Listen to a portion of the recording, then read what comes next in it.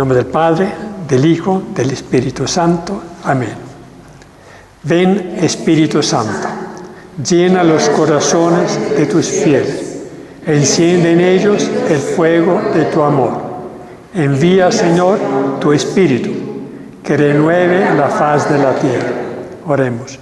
Oh Dios, que llenaste los corazones de tus fieles con la luz del Espíritu Santo, concédenos que, guiados por el mismo Espíritu, sintamos con rectitud y gocemos siempre de tu consuelo, por Jesucristo nuestro Señor.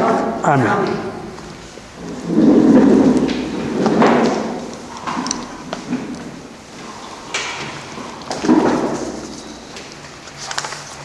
Muy bien.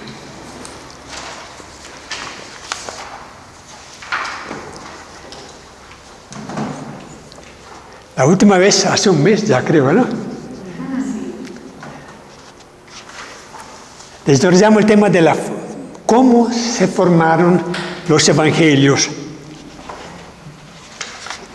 Dijimos que el origen de la palabra evangelio, que son los evangelios, en el documento que les entregué, la redacción de los evangelios, empezando la primera etapa, los hechos, la predicación de Jesús, la vida de Jesús, la segunda etapa, la memoria que hicieron los apóstoles predicando, luego la fe y liturgia y la escritura, la redacción. Muy bien, hoy vamos a tocar, antes de pasar al Evangelio, a estudiar los Evangelios de Marcos, de los milagros de Marcos, vamos a tocar el tema de los Evangelios sinópticos. ¿Cuáles son los tres Evangelios sinópticos? Mateo, Marcos. Eso. En orden, Marco, Mateo y Lucas, si creemos. Bueno, la pregunta que nos hacemos, con la cual vamos a introducir el tema de hoy, es ¿cómo explicar las semejanzas y las diferencias que existen en los Evangelios de Marcos, Mateo y Lucas? Los estudiosos, desde hace ya 2 siglos del año, trataron de responder a esta pregunta formulando la que se llama la cuestión sinóptica. Es conocido así la pregunta o el problema sinóptico, el por qué Marcos, Mateo y Lucas se parecen tanto en muchos aspectos, en casi la totalidad, salvo unos cuantos, como la infancia de Jesús, que solamente aparece en el Evangelio de Lucas y de Mateo, y en otros episodios, mientras que el Evangelio de Juan es totalmente diferente. Entonces, se habla de la cuestión o del problema sinóptico. Es una de las hipótesis que plantea este tema de las diferencias y semejanzas. En la página 7 del documento encontramos los lineamientos de ese tema. Dice, en la primera, el segundo párrafo, se llaman sinópticos los evangelios de Marcos, Mateo y Lucas porque son tan parecidos en cuanto al contenido, página 7, en cuanto al contenido y al orden, que pueden ponerse en 3 columnas paralelas y leerse en una sola ojeada. Traje, casualmente, por esta razón, el libro La sinopsis de los 4 evangelios de la Biblia de Jerusalén, tomaron como base la Biblia de Jerusalén, donde es un documento de estudio. Obviamente no es tan indispensable tenerlo a la mano como los evangelios, donde aparecen claramente en 3 o 4 columnas, aparecen los textos de la misma perícope, del mismo episodio de Mateo, en este orden: Mateo, Marcos, Lucas, y de vez en cuando aparece también el Evangelio de Juan. ¿Con qué fin? Para poder mirar los detalles, pequeñas diferencias que hay entre los 3 evangelistas, los sinópticos, y de repente también mirar qué escribió Juan o hasta el apóstol Pablo acerca de algún episodio, de alguna narración, alguna parábola de Jesús. Voy a tomar un primer paso, un primer texto. Por ejemplo, en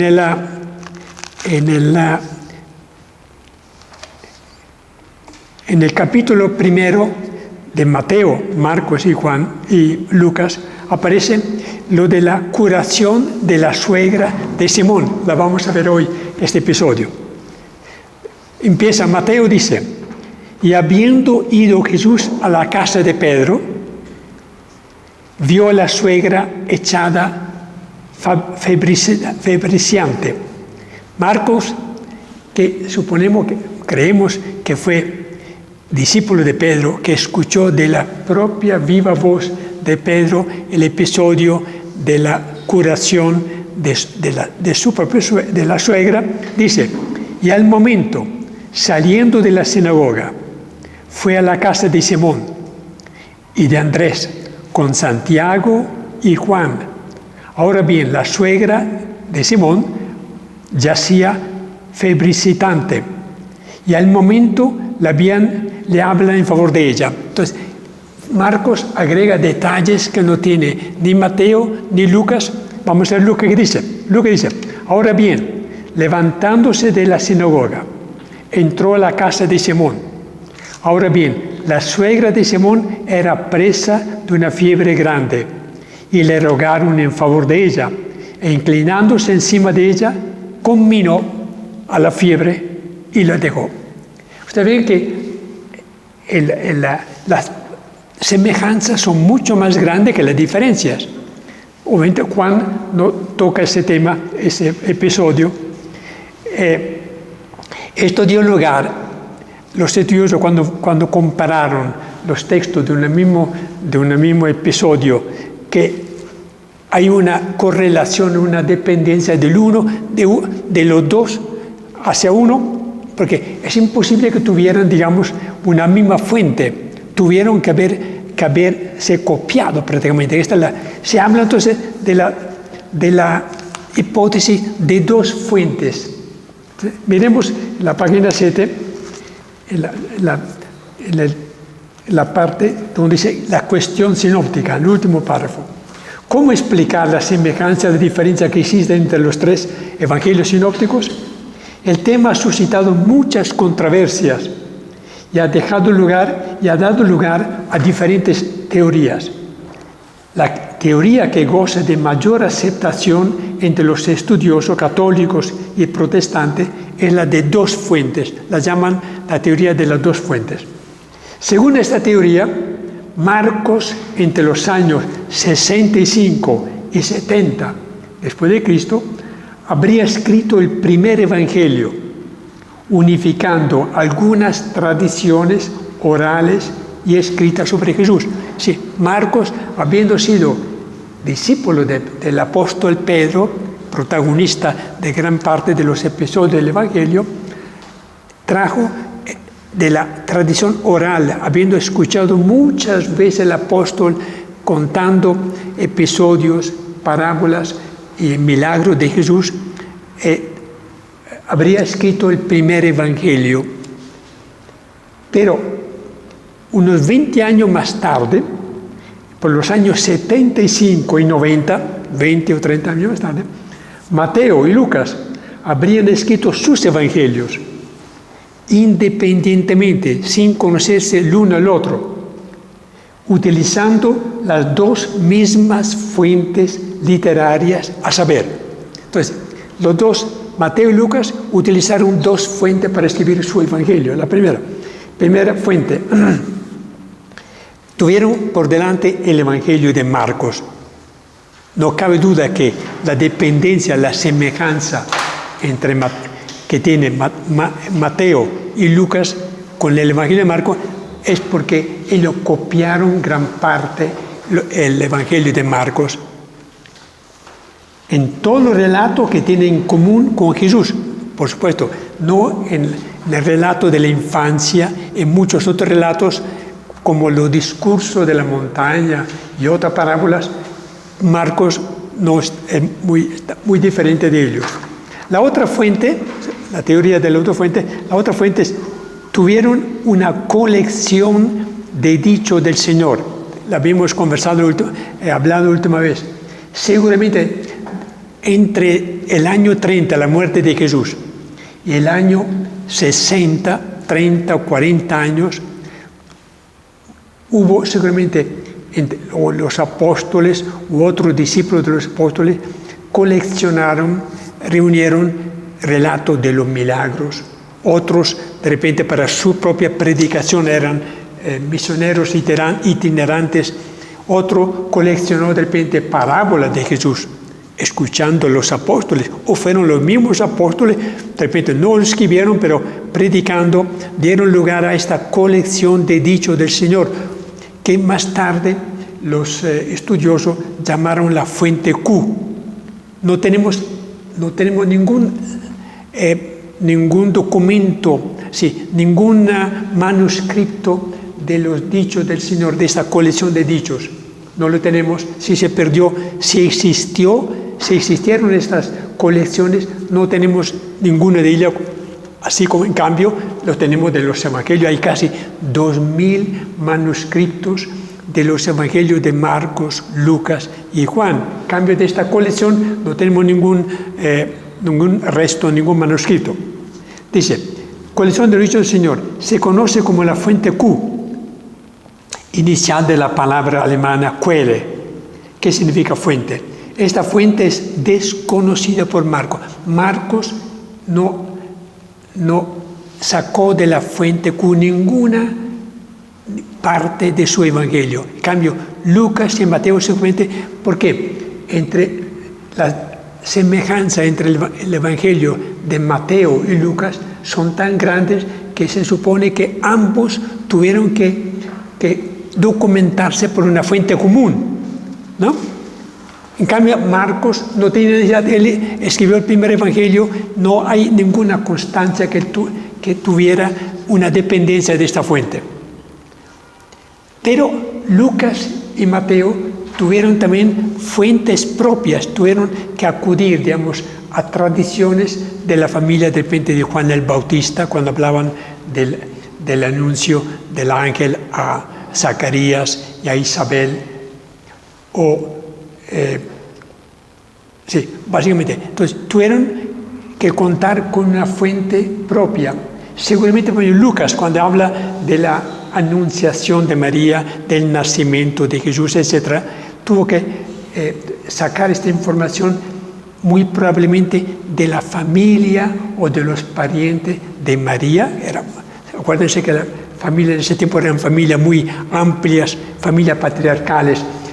Seguramente aún 70 años más tarde,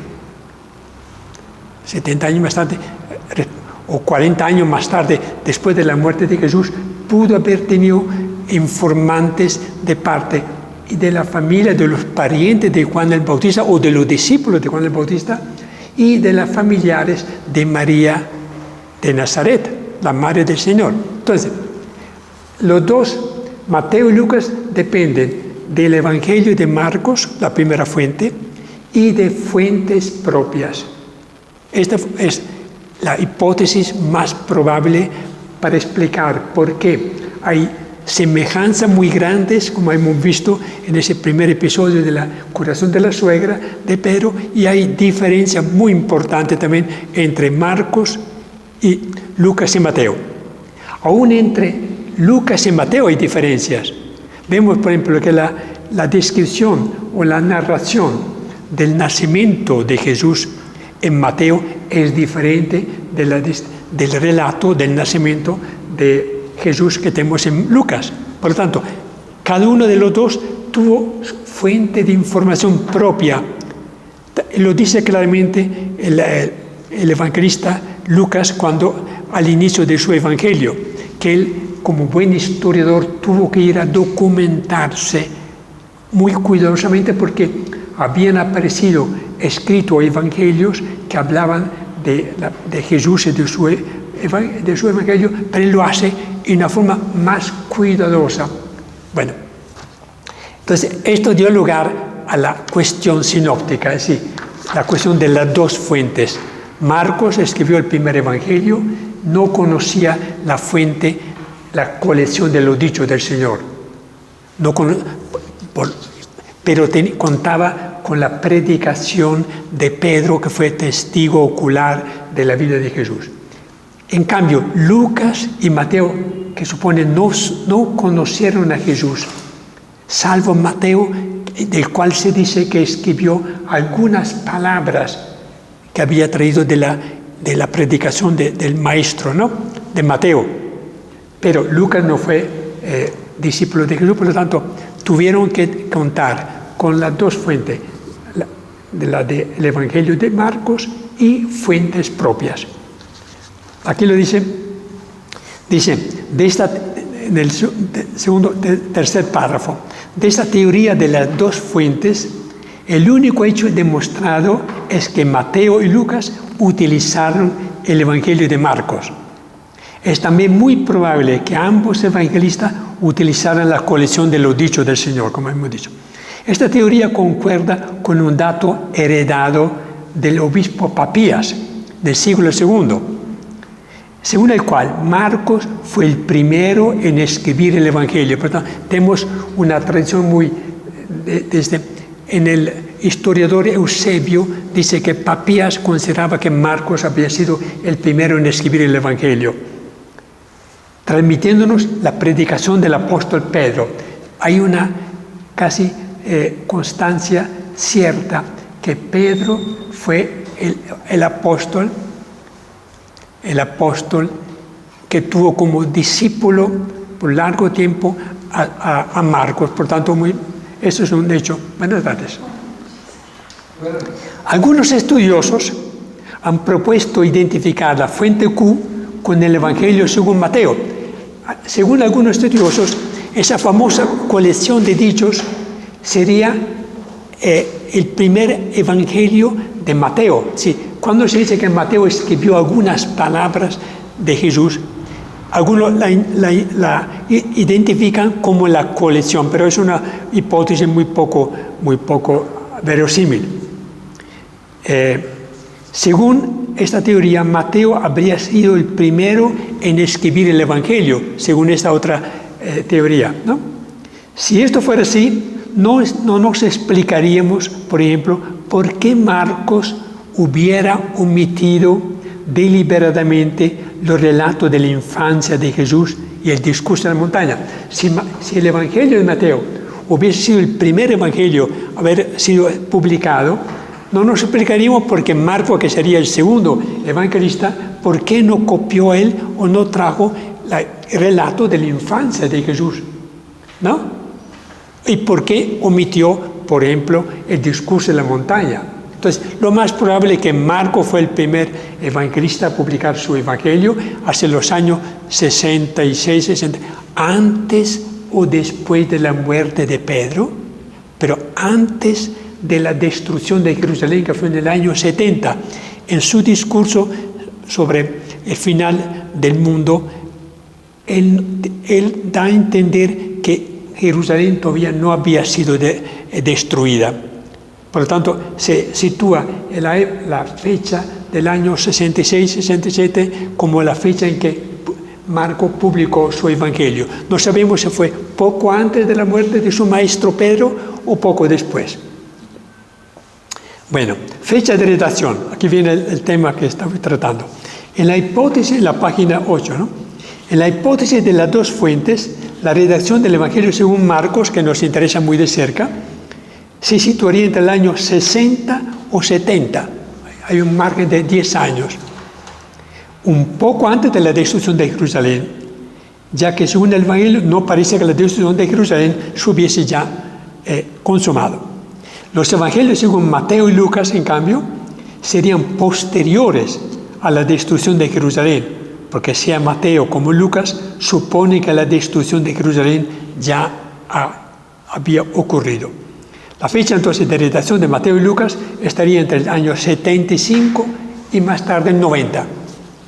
Entonces, Marcos del año 67, antes del año 70, y los otros dos. Entonces, una diferencia de repente de 15, 20 años entre los dos. Lo más seguro es que, personalmente, ninguno de los tres se conoció.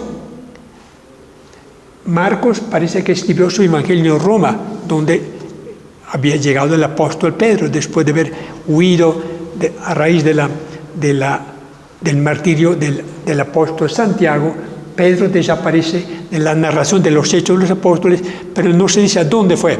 Sabemos que estuvo en Antioquía, en Siria, que estuvo en Corinto y muy probablemente luego zarpó para Roma, porque en la carta que escribe de Babilonia, que suponemos es el nombre que da a la ciudad de Roma, envía también saludos a su hijo Marcos, lo que da a entender que tenía una relación muy directa con el evangelista Marcos.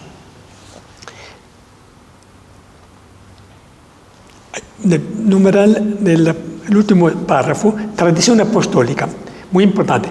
El origen apostólico, es decir, la dependencia de los tres evangelios, de los apóstoles, de la predicación de los apóstoles que fueron testigos oculares de Jesús, está fuera de duda. Seguramente los tres evangelios dependen directamente de la predicación de los apóstoles. No sabemos cuáles. Sabemos que de Pedro, con mucha seguridad, porque Marcos trae gran parte de su predicación del apóstol. Pero seguramente también de los demás apóstoles, con excepción de Pablo, que no conoció personalmente a Jesús. Dice, estos textos tienen en su base la garantía de la predicación de los apóstoles que fueron testigos oculares de la vida y predicación de Jesús. Porque nosotros, católicos, nos insistimos mucho en que nuestra fe es una fe que tiene un origen en la tradición de los apóstoles, a diferencia de las demás confesiones cristianas o medio cristianas, ¿no? Donde traen su origen de un predicador de Estados Unidos o de Inglaterra, etcétera, del cual traen su origen, sus creencias, su profesión. Nosotros estamos orgullosos porque nuestra religión, nuestra forma de practicar nuestra fe, tiene origen apostólico, deriva de la predicación que hicieron los apóstoles, testigos oculares de Jesús. Si los evangelios tienen como base la predicación y el testimonio de los apóstoles, ¿por qué hay importante diferencia entre ellos? Sí, siendo que los apóstoles predicaran y dieron testimonio de la predicación, de los milagros, de la pasión y resurrección de Jesús, ¿por qué entonces los evangelios traen diferencias en el orden, en el contenido, en el propio texto de la predicación? La respuesta es que los evangelios no deben tomarse como reproducción rigurosa de lo que Jesús dijo e hizo.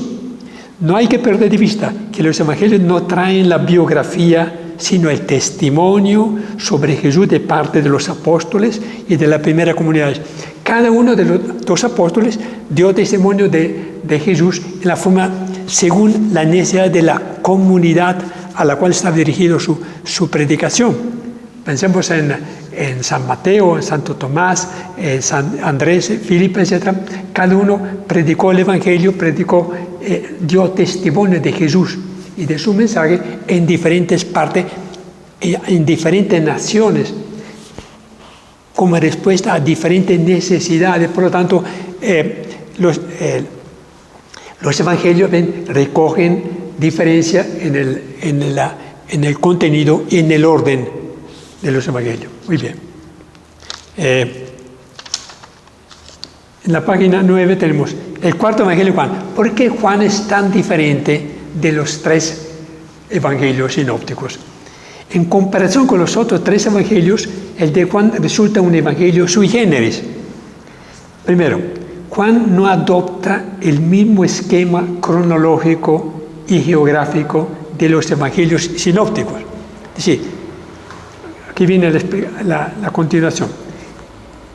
Los evangelios sinópticos, describen una actividad inicial de Jesús en Galilea y luego su subida a Jerusalén. Sí, según los sinópticos, Jesús predicó en Galilea, viajó a Jerusalén y ahí consumió su vida con la pasión y muerte. En cambio, en Juan existe un continuo ir y venir de Jesús entre Galilea y Judea, y una actividad en Samaria también. Él la cruzó, pero los sinópticos no hablan sino de una sola vez que subió a Jerusalén, echó a los vendedores del templo y fue entregado a sus adversarios. Tampoco el orden de los hechos es el mismo. Juan menciona 3 Pascuas en la vida pública de Jesús, mientras que los sinópticos hablan de una sola Pascua. Juan pone la purificación del templo al comienzo de la vida pública y los sinópticos al final. Juan no narra ninguna parábola, sino narra grandes diálogos y discursos, pero discursos de controversias, no es el discurso de la montaña de Mateo.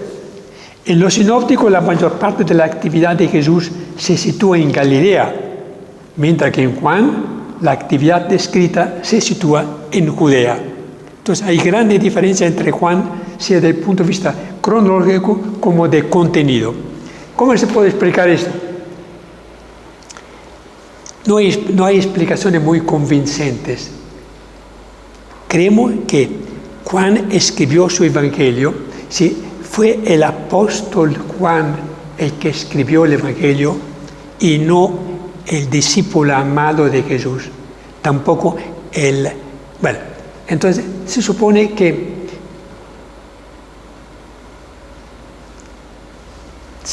él debería relatarnos prácticamente los mismos episodios en el mismo orden. ¿Cuál puede ser una explicación? Se dice que Juan escribió de repente, el apóstol Juan escribió una parte, el núcleo del evangelio de él, mucho más temprano de lo que pensamos. Si se sitúa el evangelio, como hacen los estudiosos, hacia el año 90, entre el año 90 o 100 o hasta 110, ¿no?, después de Cristo, muchos estudiosos sitúan el núcleo del evangelio de Juan hacia los años 60 o 65, lo que indica que hubiera sido el primer evangelio a escribirse, que más tarde la escuela del apóstol, la escuela juánica, completaría el evangelio mucho más tarde, hasta formar el evangelio de Juan que tenemos hoy día.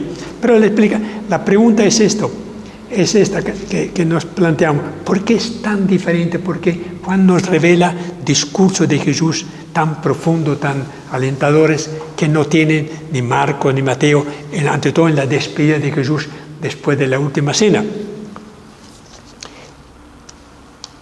Algunos piensan que Dios o Cristo permitió que Juan profundizara o hiciera una reflexión mucho más profunda a partir de los últimos años después de Pentecostés. Sí, los apóstoles no estaban todavía en condición de poder entender el rol de Jesús, la personalidad de Jesús y su mensaje, y que el Espíritu Santo después de Pentecostés pudo haber inspirado o revelado o ha hecho comprender mensaje que Jesús había dirigido a los apóstoles, que no fueron recibidos o captados por los apóstoles. En cambio, Juan, en una reflexión guiada por el Espíritu Santo, hubiese traído, digamos, el actual evangelio, que es mucho más amplio y profundo de lo que es los evangelios sinópticos. Sí, no existe una explicación muy muy unánime. Porque Juan trae, por ejemplo, cada vez que habla de Jesús, ante todo en los últimos capítulos, él identifica a Jesús con expresión como yo soy el buen pastor, yo soy el camino, la verdad y la vida. ¿Será que realmente Jesús pronunció estas palabras o que Juan en su reflexión posterior a la luz, con la inspiración de Dios, del Espíritu Santo, habría desarrollado él personalmente estas expresiones o se los inventó él? Sí, muy poco verosímil que Juan hubiese inventado todas las expresiones que no encontramos en los evangelios sinópticos. Lo más probable que como resultado también de tantas controversias y las primeras herejías que fueron surgiendo después de los años 70, 80, 90, él hubiese madurado, digamos, y explicado palabras y discursos de Jesús que los demás sinópticos no estuvieron en condición de poder presentar en la forma como lo tenemos. No es fácil entender la grande diferencia que hay entre el Evangelio de Juan. Nosotros creemos que lo que nos trae el Evangelio es palabra de Dios, ¿no? No lo podemos poner en duda. ¿Serían las mismísimas palabras de Jesús o serían producto de una reflexión a la luz del Espíritu Santo de Juan? Es muy probable esto, que para poder contrarrestar las herejías que estamos surgiendo en esa época, ¿no? En la propia Iglesia, lo conocemos a través, él mismo lo dice en las cartas, habla del anticristo, etc. Es muy probable que o el propio apóstol Juan o los de su escuela juánica hubiesen ampliado y traído este contenido que nosotros, por supuesto, es sumamente importante para nosotros porque tiene textos fabulosos. Ante todo el discurso de Jesús como despedida de la última cena. Entonces, son cuestiones que no tienen una respuesta muy concreta para explicar que el Evangelio de Juan sea tan diferente de los tres evangelios sinópticos. Hay un punto, vale la pena que tengamos en cuenta en la página 9, 3 claves para leer los evangelios. Dice, primero que todo, aquí corrijan, los evangelios no son relatos ni narraciones, no lo son, hay un error acá. Su intención no es biográfica. Sí, los evangelios no nacieron para narrarnos o contarnos la vida de Jesús o sus discursos, sino están insertos en la historia del tiempo en que vivió Jesús. Por lo tanto, hay que leerlo teniendo en cuenta el contexto histórico en que fueron redactados. No es correcto aislar un texto de su contexto. Los evangelios hay que leerlos a la luz de todas las Sagradas Escrituras y de las condiciones históricas y culturales y sociales de ese tiempo. Sí, leer los evangelios hay que situarlo en un contexto histórico en que fueron escritos. Segunda clave. Cuando leemos un pasaje de los evangelios, debemos hacernos 3 preguntas. ¿Qué quiso decir el autor, el evangelista, a su destinatario? Cada uno escribía para una comunidad concreta. Pedro en Roma, Mateo solamente en Antioquía, Lucas en otra parte de Palestina. ¿Qué quiso enviar, qué quiso decir el evangelista concreto a su comunidad como respuesta a la problemática de esa comunidad? Segundo, ¿qué hizo o dijo Jesús? ¿Será que el evangelista transmitió las propias palabras de Jesús o él las interpretó y las transmitió adaptándola a la necesidad que tenía en su propia predicación, en su propia actividad pastoral? Tercera pregunta, ¿qué nos dice a nosotros hoy la experiencia de fe reflejada en estos textos? Entonces, 3 preguntas. ¿Qué quiso decir el evangelista a su propia comunidad? ¿Qué hizo y dijo Jesús? Lo más seguro es que ellos trajeron las propias palabras de Jesús, pero como nosotros la tenemos ya en traducción al griego, luego en latín, va a ser muy difícil captar la palabra pronunciada por Jesús en arameo y traducida luego en griego, en latín y en español. Por lo tanto, puede que la lectura nuestra sea un poco diferente, no captamos de repente el sentido original de la palabra. Pero sabemos que gran parte de las palabras que tenemos en los sinópticos son salida de los propios labios de Jesús. Dice, los evangelios son el testimonio escrito de la fe en Cristo. Lo que tengo que buscar ahí no es tanto si de verdad fue en este momento que Jesús dijo esta palabra, no tenemos ninguna certeza, sino traen el testimonio de fe en Cristo crucificado y resucitado. Muy bien, hasta aquí algo sobre la cuestión sinóptica, sobre cómo entender diferencia y semejanza entre los evangelios. Ahora pasamos a la página 10. Empezamos con el Evangelio de Marcos, finalmente. Finalmente aterrizamos después de una larga introducción sobre el Nuevo Testamento que le dedicamos varios meses, y luego hicimos una introducción sobre los Evangelios. Ahora entramos a hablar del Evangelio de Marcos. La página 10. Para ello, yo les entregué un documento la vez pasada, Introducción al Evangelio según Marcos. Entramos ya en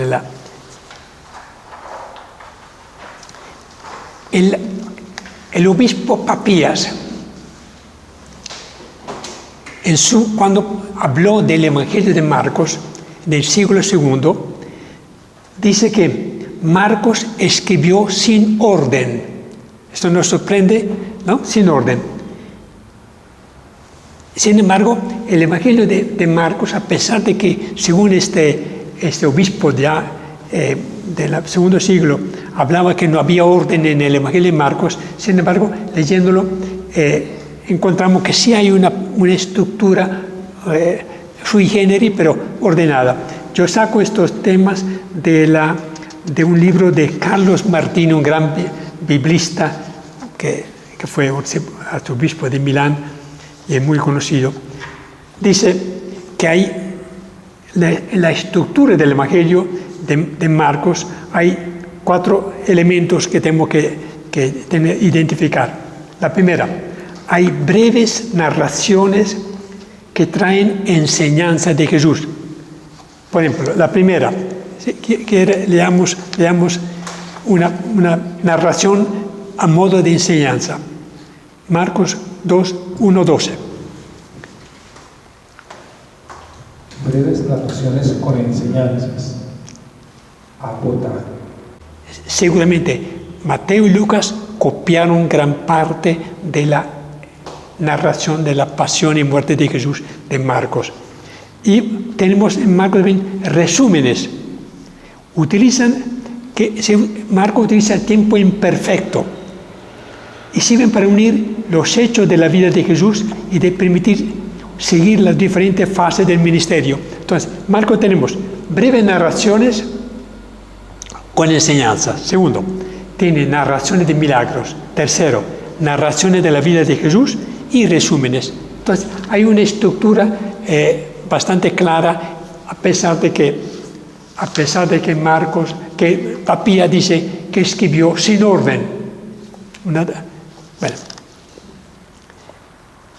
Hay algo, al final hay el numeral 2. En el Evangelio de Marcos, aquí también hay una corrección. Hay un relato, no 2 relatos. Hay un relato que separa la primera parte del Evangelio de la segunda parte. ¿Cuál es este relato?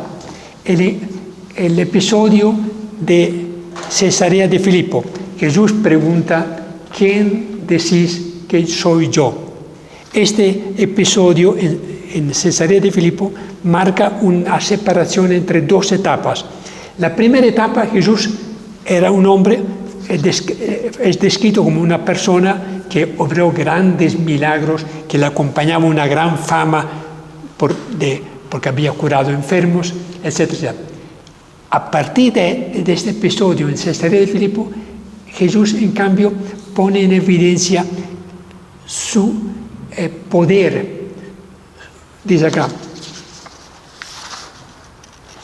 en determinado momento, la pregunta de Jesús cambia. En la segunda parte del ministerio, en la página 2, ya no se insiste en que sus discípulos comprendan el misterio del reinado de Dios, sino que hagan algo para entrar en el reino de Dios, hasta dar su propia vida. Le dice, solo quien pierde su vida la salvará. Es preciso dejar casa, hermanos, hermanas y parientes, e hijos y campos para el Evangelio.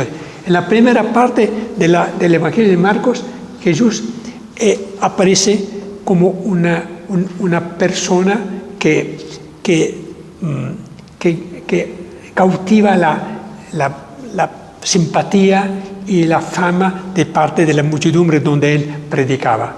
A partir de la segunda parte, él no se habla de ningún milagro, sino se dedica únicamente a enseñar, a preparar a sus discípulos para que afronten el episodio de la pasión y muerte, enseñándole que quiere seguir a Jesús tiene que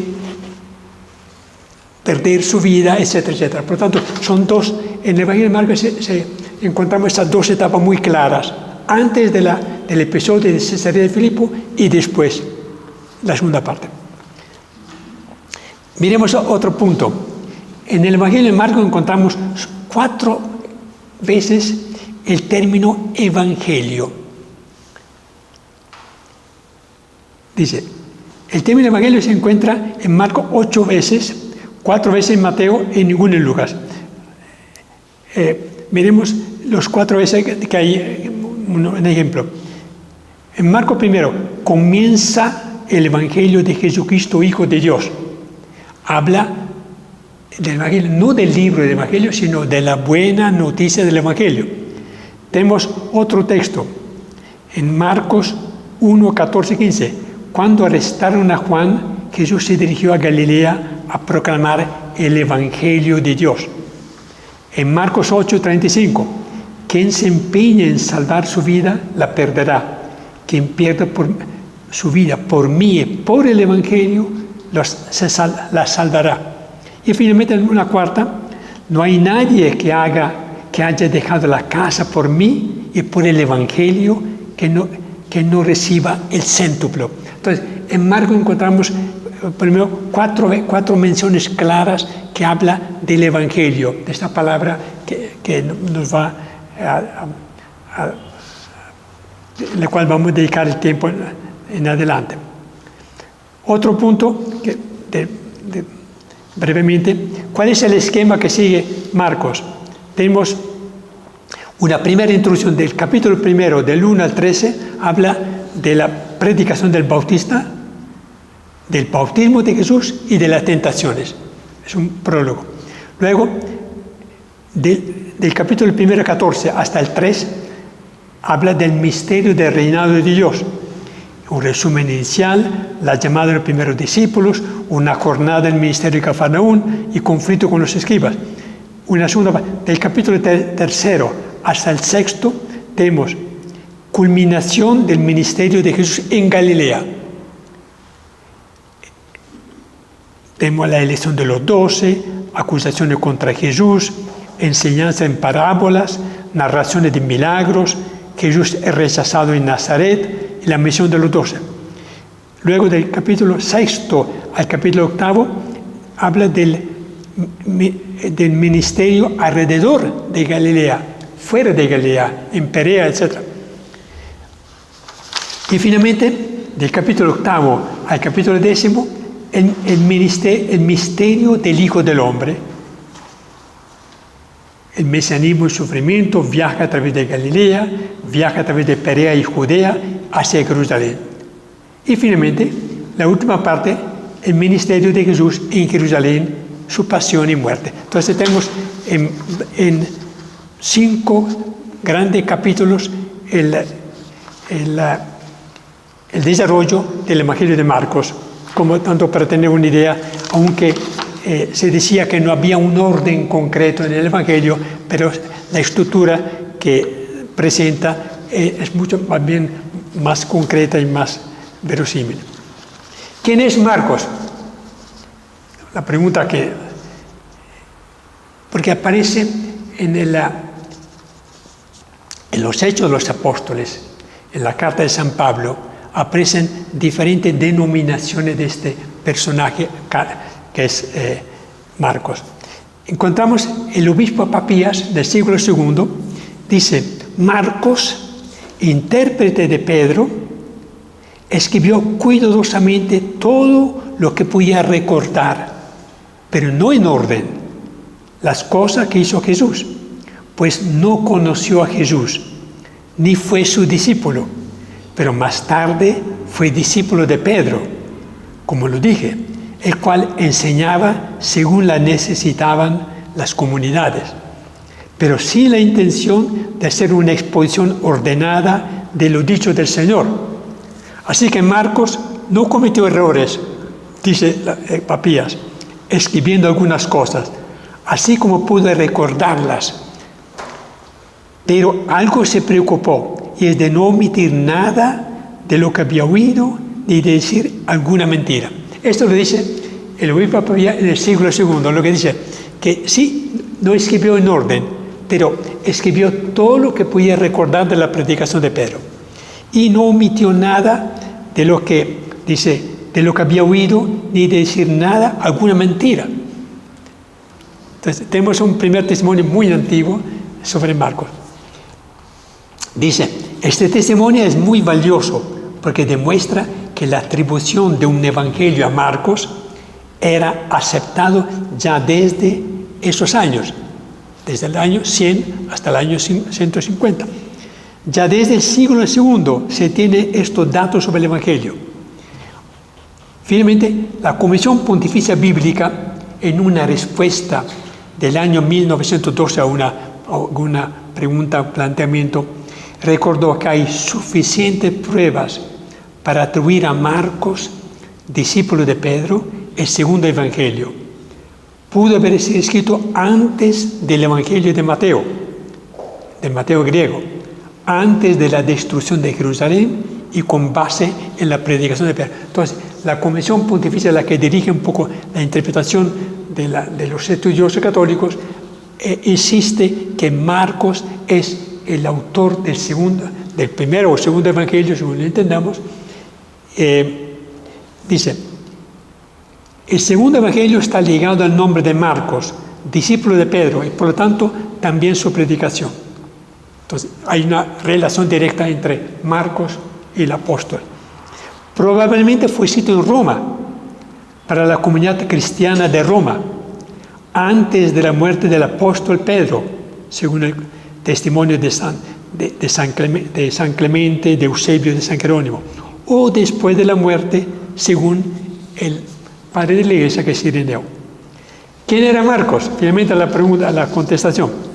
El libro de los Hechos de los Apóstoles, en la carta de San Pablo, hablan de un cierto Marcos o Juan Marcos. Aquí está la dificultad, que aparece con diferentes denominaciones. Juan Marcos era hijo de María, por supuesto no la madre de Jesús, en cuya casa se refugia San Pedro cuando fue liberado milagrosamente de la cárcel. Sabemos que era hijo de una señora María, la cual era dueña de la casa en la cual se hospedó Pedro cuando fue liberado de la cárcel. Tenemos el episodio de Hechos de los Apóstoles. El apóstol Pablo y Bernabé se los llevaron para Antioquía y luego los llevaron consigo en el primer viaje misionero. En Perge, en Asia, Marcos abandona a Pablo y a Bernabé, su maestro, y su primo, eran parientes. Y por lo tanto Pablo se negó a llevarlo en el segundo viaje que tiene Pablo el viaje misionero. Bernabé entonces se separó de San Pablo y llevó consigo a Marcos en su propio viaje misionero, ante todo en Chipre. Más tarde encontramos a Marcos en Roma, con San Pablo, mencionado en los saludos como primo de Bernabé. Pablo dice que Marcos era primo de Bernabé. También es recordado por Pablo en la carta a Filemón. Más tarde, San Pablo lo llama para que lo acompañe junto a Timoteo. Entonces, hay diferentes presencias de Marcos en los Hechos de los Apóstoles y en las cartas de San Pablo. Pero se reconciliaron con Pablo finalmente. Se reconciliaban, porque el propio Pablo pide que Marcos lo acompañe. Marcos es mencionado por el apóstol Pedro una sola vez en la primera carta de Pedro, capítulo 5, versículo 15. Entonces la pregunta es, ¿se trata de la misma persona? Marcos dice, se cree que sí. Juan Marcos es la misma persona del cual habla Pablo en las cartas y Lucas en los Hechos de los Apóstoles, o es una persona diferente. ¿Por qué? La única dificultad es en el doble nombre. En los Hechos de los Apóstoles se habla de Juan Marcos.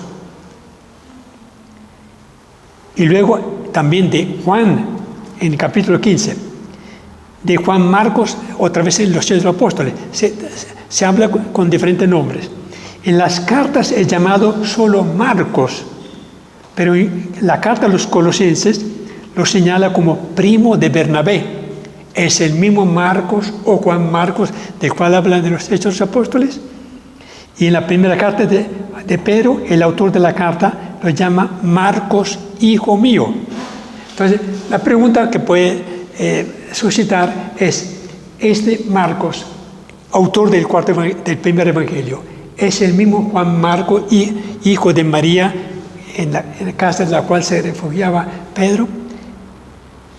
¿Es el mismo primo de Bernabé que acompaña a Pablo y a Bernabé en los viajes? Lo más probable que es así. Pequeña diferencia, Juan Marcos y Marcos, pero no hay dudas que se trataba de la misma persona, porque si no, imagino que se hubiera utilizado otro nombre, hubiera alguna explicación. ¿En qué ambiente escribió el Evangelio? El cuidado del Evangelio en explicar las palabras arameas que utilizaba Pedro, que era arameo, que era Galileo, y algún rito judío hacen pensar que el Evangelio fue escrito para una comunidad como la de Roma. Él traduce ciertas palabras del arameo, el idioma que predicaba, que utilizaba Pedro, o según esta forma de pensar de Pedro que utilizaba el idioma arameo, Marcos la traduce para que los cristianos de Roma la puedan entender, porque no tenían una comprensión clara de las costumbres, de los hábitos propios de Galilea. Sobre la doctrina, el material narrativo del Evangelio es sustancialmente idéntico al del evangelista Mateo. Sí, la doctrina que encontramos en el Evangelio de Marcos es idéntica al Evangelio más amplio que está titulado Mateo. Marcos tiene como propios solo 2 milagros. Los demás milagros son idénticos a los que cuenta Mateo. Y una breve parábola. Una característica que salta a la vista es que mientras Mateo subordina el material narrativo a los discursos de Jesús, los 3 grandes discursos, dándonos una amplia catequesis sobre el reino de Dios, Marcos, en cambio, subordinó su material a los hechos de Jesús, colocando en el centro de su evangelio la persona y la obra de Jesús. Jesús, en el evangelio de Marcos, es el centro de su evangelio. En cambio, en Mateo son los grandes discursos. En Lucas, de repente, las parábolas, etc. La llegada del reino de Dios es presentada por Marcos como una lucha que Jesús tiene que combatir contra el poder de Satanás. También sus adversarios se ensañan contra Jesús y quieren deshacerse de él. Jesús se presenta siempre como el Hijo del Hombre, característica propia del Evangelio de Marcos. Bueno, hay una cuestión, antes de entrar ya a mirar algunos milagros. En el capítulo 16 de Marcos,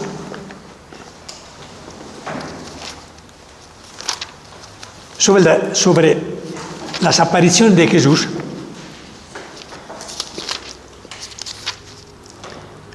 capítulo 16.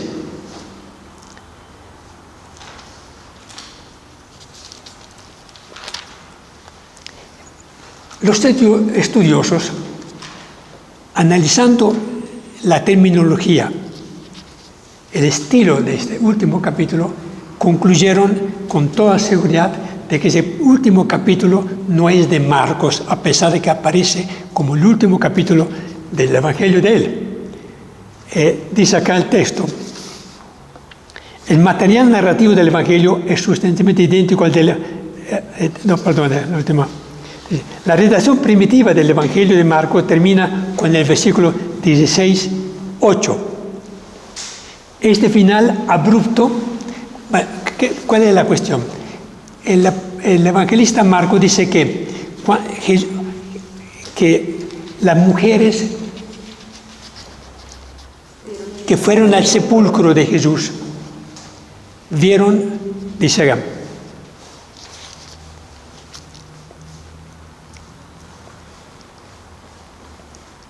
al entrar en el sepulcro vieron a un joven sentado al lado derecho, vestido enteramente de blanco, y se asustaron. Pero les dijo: no se asusten, si ustedes buscan a Jesús Nazareno, el crucificado no está aquí, ha resucitado, pero este es el lugar donde le pusieron. Ahora vayan a decir a los discípulos, en especial a Pedro, que él se les adelanta camino a Galilea. Allí lo verán, tal como él les dijo. Las mujeres salieron corriendo del sepulcro, estaban asustadas y asombradas y no dijeron nada a nadie por miedo que tenían. Entonces, si las mujeres no dijeron nada de lo que habían visto y oído de este ángel, ¿cómo es posible que los apóstoles fueran luego a predicar al mundo entero el Evangelio de Jesús, la resurrección de Jesús? Entonces, más tarde, mucho más tarde, alguien, seguramente también inspirado, agregó este último capítulo que explica, que dice: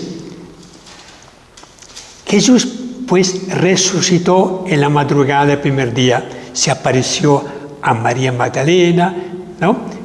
Ella fue a comunicárselo a los que habían sido compañeros de Jesús. Después de Jesús se apareció, entonces habla de las apariciones de Jesús a los apóstoles, a los 2 discípulos de Maús, a los 11, etcétera, etcétera. Por lo tanto, mientras que la mujer dice, fueron tan asustadas y asombradas que no dijeron nada a nadie, alguien se preocupó por agregar ese último capítulo del Evangelio para explicar que sí, Jesús apareció realmente más tarde a Pedro, a Santiago y a los 11, ¿no? Seguramente ese último capítulo no es de la pluma de Marcos, sino que alguien para explicar que sí, las mujeres fueron y anunciaron, llevaron el mensaje de la resurrección, se vio obligado a agregar ese último capítulo que la Iglesia reconoce como inspirado, independientemente que no sea de la pluma del evangelista Marcos, ¿no? Que lo dice dice, hay que reconocer que los versículos del 9 al 20 son omitidos en los manuscritos del siglo IV. Sí, en algunos manuscritos no aparece ese último capítulo. Sin embargo, la mayor parte de los documentos unciales sí traen los versículos del 9 al 20. Pero hay razones de orden estilístico, dice, que impiden atribuir los versículos al mismo autor del Evangelio. Algunas palabras son extrañas al vocabulario de Marcos. Las apariciones de Jesús mencionadas por los versículos del 9 al 20 parecen sacadas del Evangelio de Lucas. Por lo tanto, muy probablemente no son parte del... ¿Cuál es la explicación que tenemos? Una de las explicaciones es que, siendo que este último, del versículo 9 al 20, era la última página del pergamino que escribió, a fuerza de utilizarlo, de repente se desprendió o se dañó las últimas páginas, como sucede muchas veces porque nosotros tenemos libros con una contra, ¿no? Con una cubierta que no permite, pero si el Evangelio fue escrito en un material muy delicado, como era el pergamino, que era la piel de una cabra o de una oveja, ¿no? Pudo haberse desprendido el capítulo o el informe donde Marcos hablaría de las apariciones de Jesús resucitado a los 11 y a los 2 discípulos de Maús. Entonces, es una explicación que se perdió la última página del Evangelio y por tanto quedó interrumpido, digamos, en este versículo 8, donde habla que las mujeres se fueron y no dijeron nada a nadie, ¿no? No sabemos cuál es la razón por la cual el Evangelio se interrumpe abruptamente sin hablar de las apariciones de Jesús a los apóstoles y a los demás. Una explicación, pero el otro autor, un discípulo también muy antiguo, completó el Evangelio hablando de las apariciones de Jesús resucitado. Es una explicación que se da. Para nosotros ese capítulo, este último versículo son también inspirados, por lo tanto los aceptamos como parte del Evangelio de Marcos, aunque no sea de la pluma de Marcos. Muy bien. Y ahora entramos... Perdóname, una pregunta. ¿Qué Sí. son documentos unciales? Es el término que se utiliza para indicar el manuscrito que nos llegó, manuscritos unciales. No sé el origen de la palabra uncial, pero es esto. Son manuscritos unciales, ¿sí? Son los que llegaron en nuestro poder a lo largo ya en los primeros 4 siglos aparecieron manuscritos que llamamos unciales. Muy bien. Pasamos ahora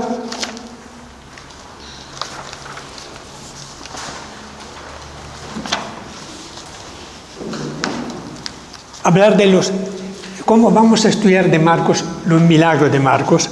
En la página 12 del documento encontramos el sentido de los milagros. Aquí sí voy a necesitar la ayuda de usted para...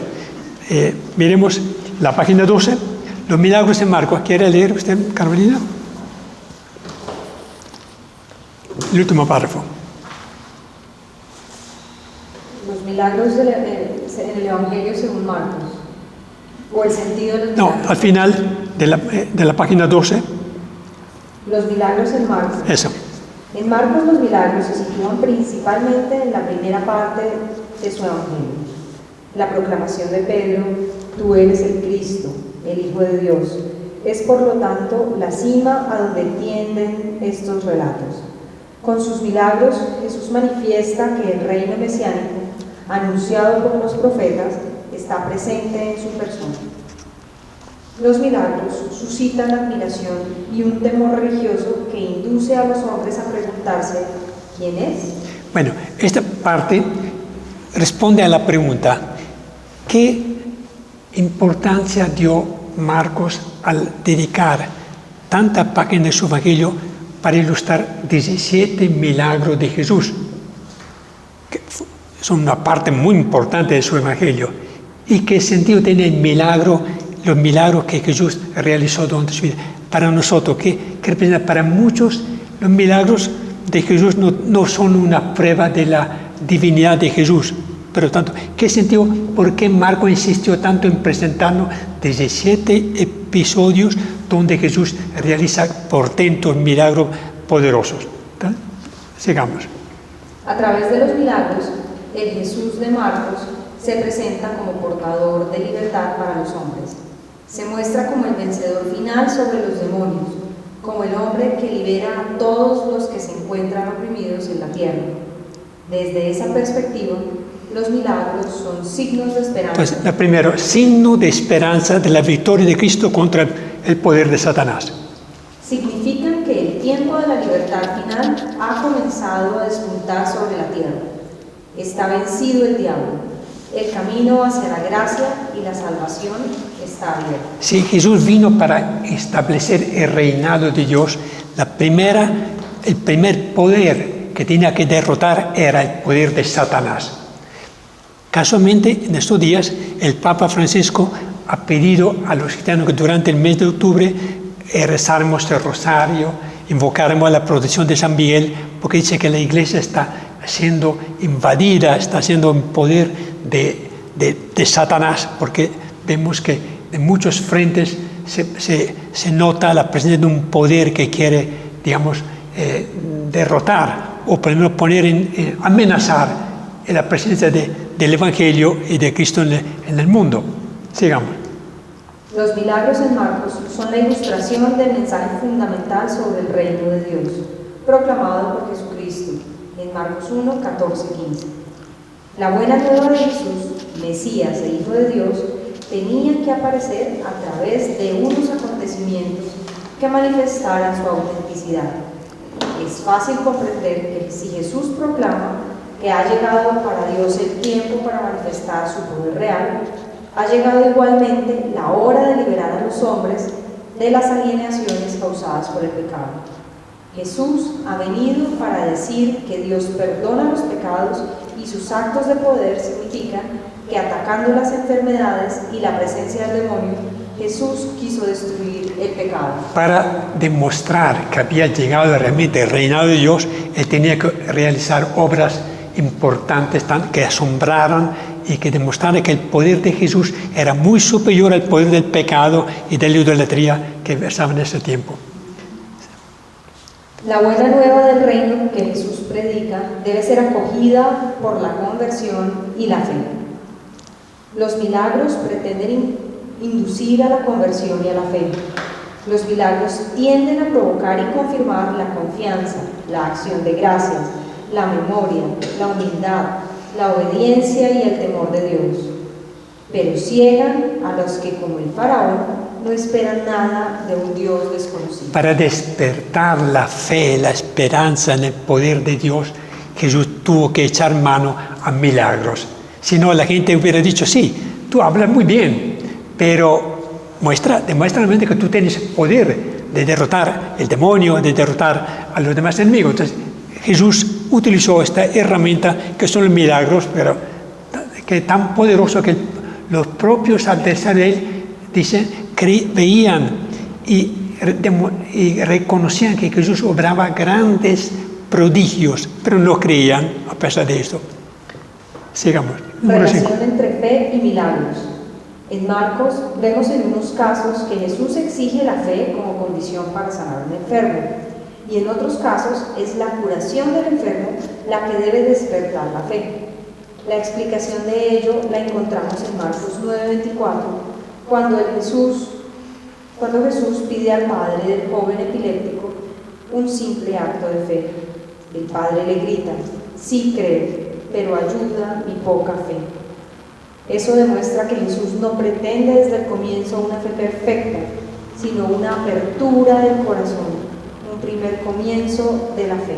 Entonces, en algunos casos Jesús pretende que la persona crea en su poder. En otros casos, el milagro produce la fe. Y esto pasa en nosotros, ¿no? Muchas veces nosotros creemos frente a un milagro, un acontecimiento que está por fuera de las fuerzas humanas. Otras veces llegamos, digamos, lentamente a la fe, aún sin necesidad de ver milagros reales en la vida.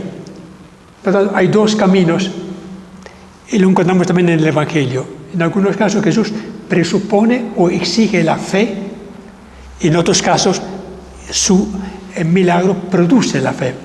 Sigamos, número 6. Actos de poder. Las curaciones y los exorcismos de Jesús son designados por Marcos como actos de poder. En Marcos 5:30 se dice que Jesús se dio cuenta del poder que había salido de él. Entonces, Jesús es consciente que tiene un poder y que lo transmite a través de su palabra o de sus acciones. En Marcos 1:6, los habitantes de Nazaret se preguntaban, ¿qué sabiduría es esta que le ha sido dada? Y estos actos de poder realizados por sus manos. El relato acaba con esta comprobación. Y no pudo hacer allí ningún acto de poder. Entonces, milagros, acto de poder de Jesús. Jesús tenía el poder que le confió el Espíritu cuando descendió sobre él. Por lo tanto, todo lo que hacía tenía un efecto poderoso en la mente, en la salud de las personas. Séptimo. Los prodigios cósmicos. En Marcos 8:11, los fariseos le exigen a Jesús un signo en el cielo. Esto es una manifestación cósmica maravillosa para demostrar de forma irrefutable que Él es ciertamente el Mesías. Pero Jesús se niega categóricamente a plegarse a esa petición. No se le dará a esta generación ningún prodigio. Por lo tanto, Jesús cree que la fe no tiene que nacer de un prodigio cósmico. Siempre se negó a producir milagros cósmicos, de tener el sol, ¿no? Porque su acción estaba más que todo orientada a curar enfermedades o a devolver la vida o a multiplicar los panes, pero nunca crea, siempre multiplica o cura o mejora, pero nunca crea cosas nuevas. La danza del sol se la dejó a la mamá. Octavo, exorcismos. Los exorcismos. Jesús impone el silencio a los demonios que se expresan por boca de los poseídos porque saben quién es Él. Podemos ver en Marcos 1, 32, 34 y 3, 7, 1, 23. Las expresiones que se emplean los demonios. ¿Qué tienes tú con nosotros, Jesús de Nazaret? Sé quién eres tú, el Santo de Dios. ¿Qué tengo yo que ver contigo, Jesús, Hijo del Altísimo? Nos demuestran que los demonios conocen la verdadera identidad de Jesús. Pues bien, el descubrimiento de esta identidad no tiene que ser divulgado públicamente, porque si lo fuese, sería la condenación a muerte de Jesús. Por esta razón, Jesús impone el silencio sobre estos títulos, no porque esté en desacuerdo con ellos, sino porque el momento para la manifestación de su identidad será su pasión y muerte. Entonces, los demonios conocen a Jesús, pero no creen en Él. Aquí está la gran diferencia. Saben que es el Hijo el Santo, el Hijo de Dios. Y lo reconocen. Lo reconocen, pero no creen en Él, y por tanto Jesús impide que ellos lo proclamen, sigan manifestándole, porque no es a través de la palabra del demonio que Él se quiere manifestar, sino a través de su poder, a través de la fe. Noé. En Marcos, Jesús, en 4 casos, impone silencio también a los que son curados milagrosamente. Después de la purificación del leproso, después de la resurrección de la hija de Jairo, al sordo mudo, y finalmente al ciego de Betsaida. Estos milagros manifiestan claramente la mesiandad de Jesús. ¿Por qué Jesús impone silencio? ¿Por qué pide que por favor no oculten lo que Él había obrado en estas personas, sordomudo,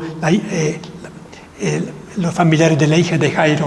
Porque era prematuro que la revelación de la mesiandad del ser Mesías era prematuro, porque hubiera acarreado la persecución o la captura de Jesús antes de que Él culminara su acción. Por lo tanto, Él prohíbe, insiste que no lo digan. Muchas veces, en cambio, los leprosos salen a gritar, ¿no? Salen a manifestar su alegría y su gratitud por el milagro. Pero Jesús En Marcos lo encontramos con mucha frecuencia el secreto mesiánico, es decir, Jesús quiere ocultar su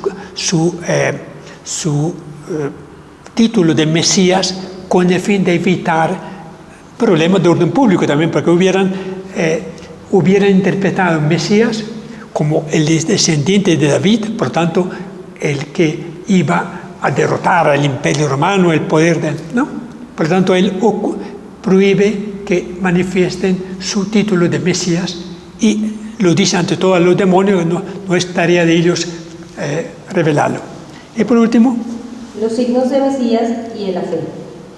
En el marco de la cuestión ¿quién es Jesús?, el bloque literario más importante está constituido por la sección de los panes. Marcos es el único evangelista que cuenta 2 veces el milagro de la multiplicación de los panes. Marcos 6, 30 y 8, 26. Nos encontramos con 2 series de textos que comienzan con una multiplicación de los panes y acaban con una curación. A la cuestión ¿quién es Jesús?, Marcos cuenta esos milagros con el fin de mostrar a Jesús como el nuevo Moisés, el pastor del nuevo pueblo de Dios, anunciando al mismo tiempo ese pan que dará en vísperas de su muerte. Los discípulos no comprendieron todavía quién era Jesús. Quedaron completamente estupefactos, pues no habían entendido lo de los panes, porque su mente estaba embotada. Teniendo ojos no veis y teniendo oídos no oís, ¿aún no entendéis? Aquí es donde las curaciones del sordo y del ciego desempeñan un papel simbólico. Muy bien, tratemos de recordar. Entonces, milagros son signo de esperanza. Segundo, milagros son la demostración de que sí ha llegado el reino de Dios. Tercero, los milagros a veces suponen la fe, otras veces ocasionan la fe. Cuarto, son actos de poder de Dios. Quinto, nunca son fenómenos atmosféricos, cósmicos, sino que son curaciones, son resurrecciones. En los exorcismos, Jesús prohíbe a los demonios de manifestar su identidad. Muy bien, hasta acá. Ahora entramos ya una vez en estudio de algunos milagros. Empecemos, si quiere, el Evangelio de San Marcos. Hay una primera, siempre en cada uno de los milagros yo hago una breve introducción. Veremos la primera, lectura del texto de la Biblia. Hablemos de la Marcos, capítulo 1, del 21 al 28. La rutina. La rutina, la repetición de hechos, palabras y sucesos, hace que perdamos poco a poco la capacidad de sorprendernos y alegrarnos de las cosas bellas de la vida. ¿No es verdad? La rutina hace que nosotros no apreciemos lo que Dios nos da, lo que nosotros vemos. Terminamos por no apreciar lo que sucede en nuestro entorno.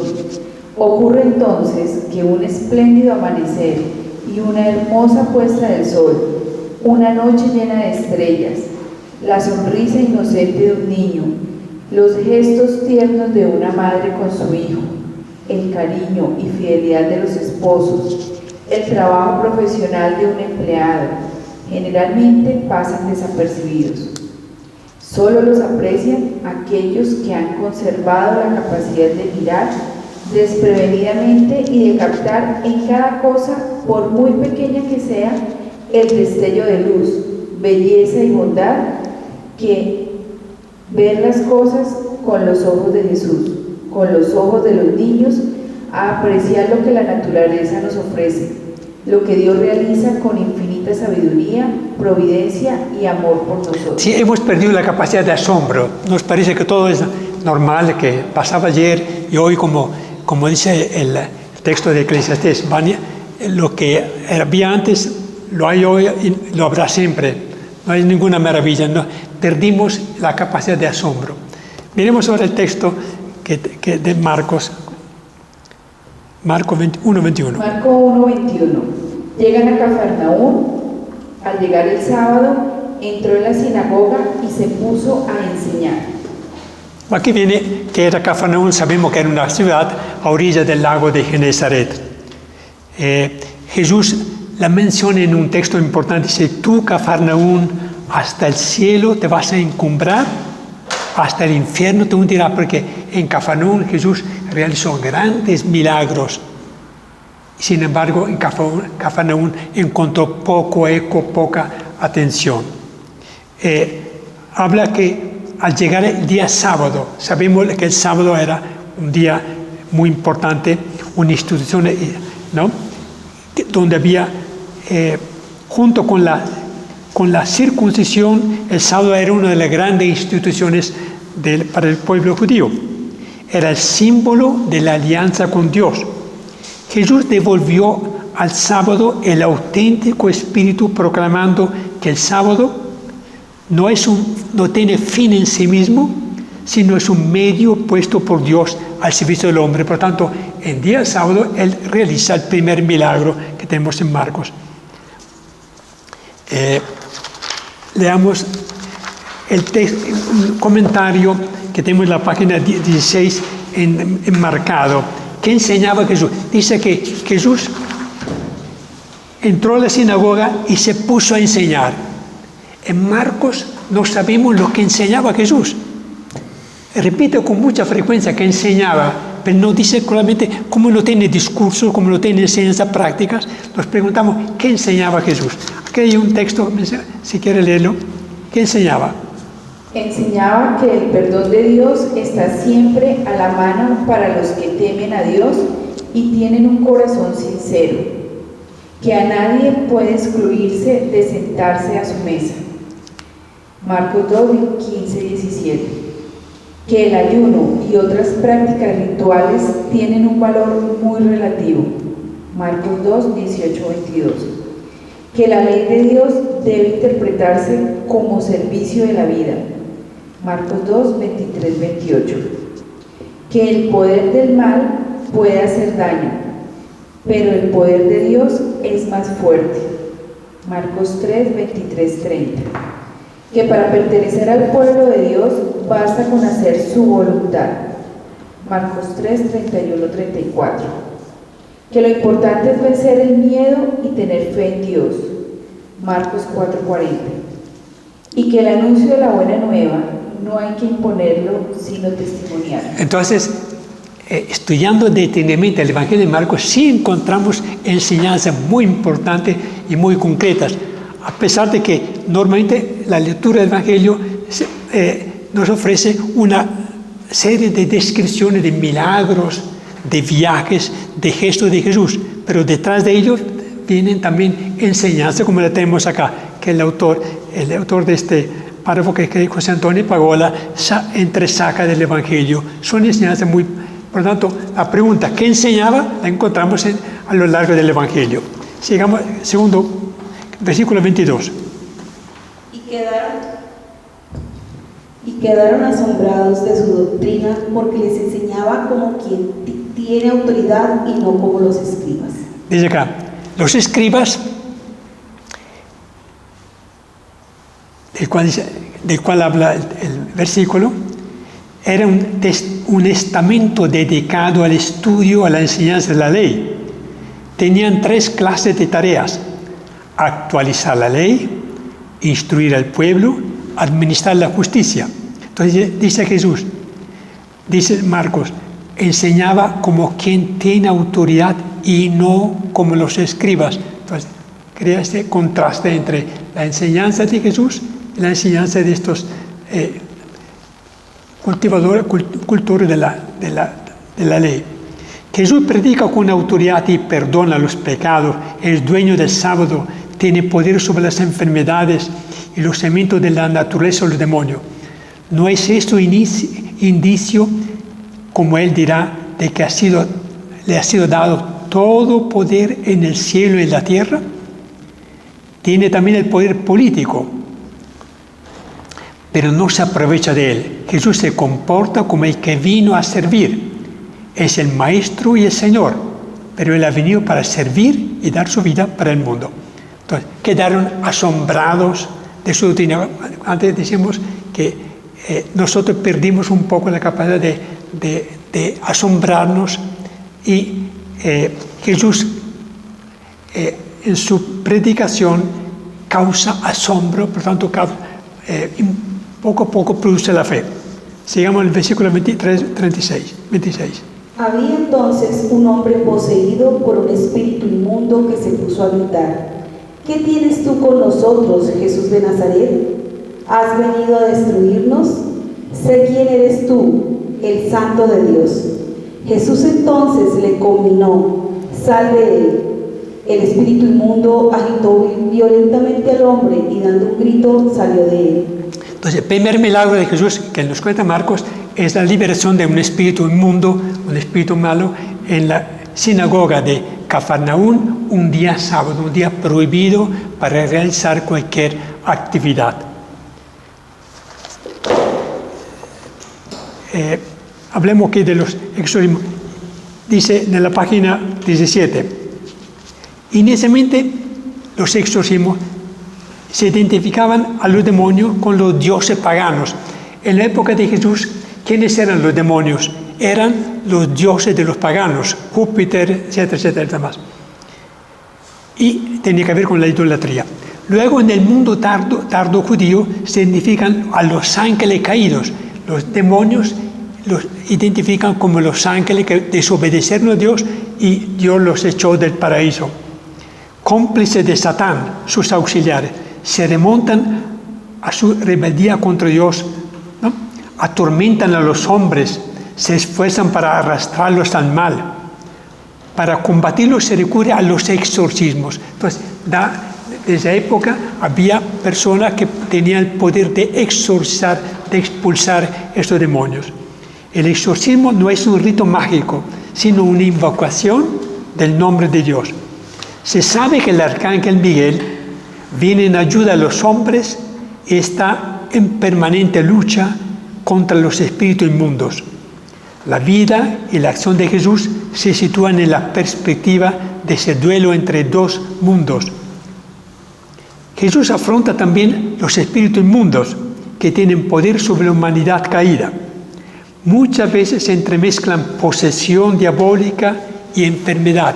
A veces no se entiende si los poseídos por espíritu eran personas que padecían de problemas de locura o eran realmente poseídos por demonios.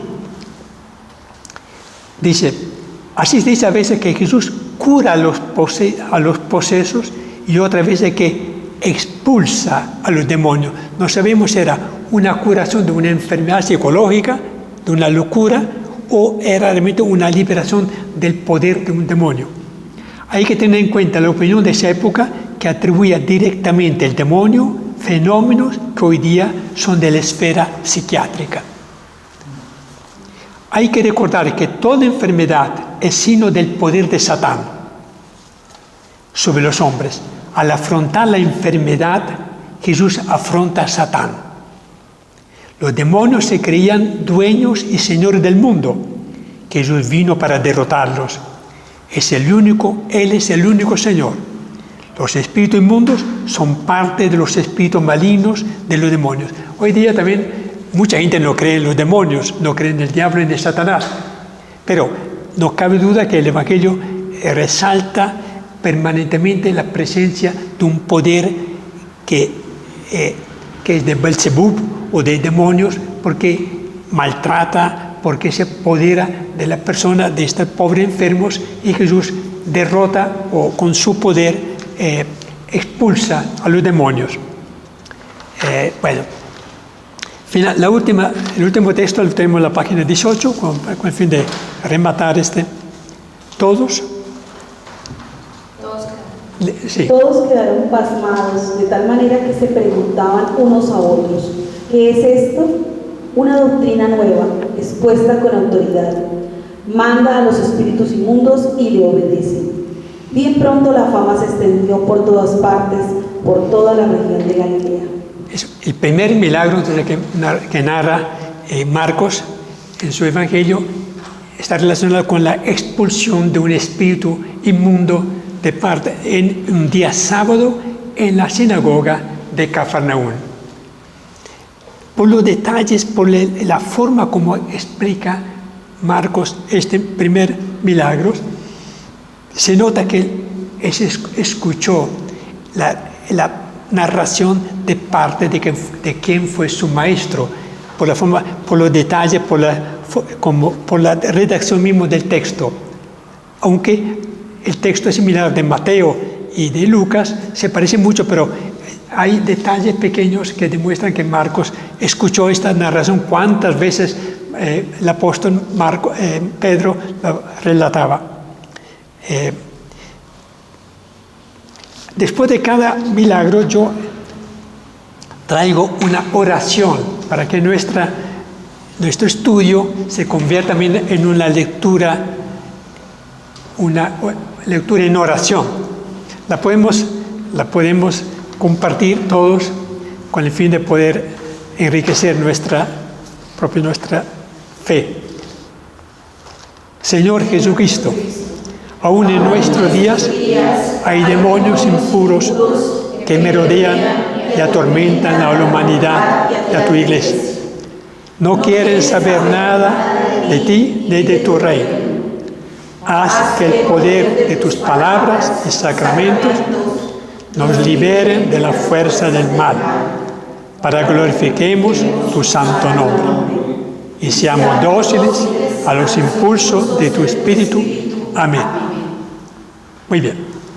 Segundo milagro lo tenemos en Marcos 1, 29, 39.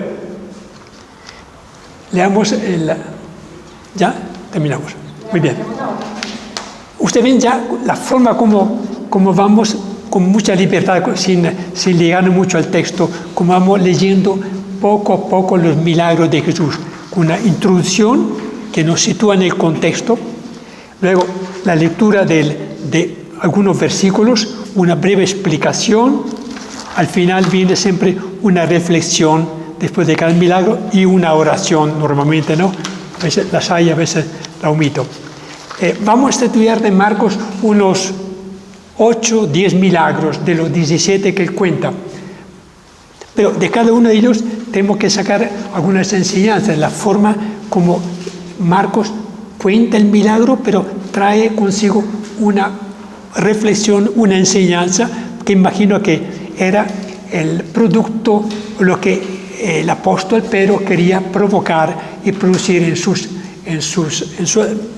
oyentes.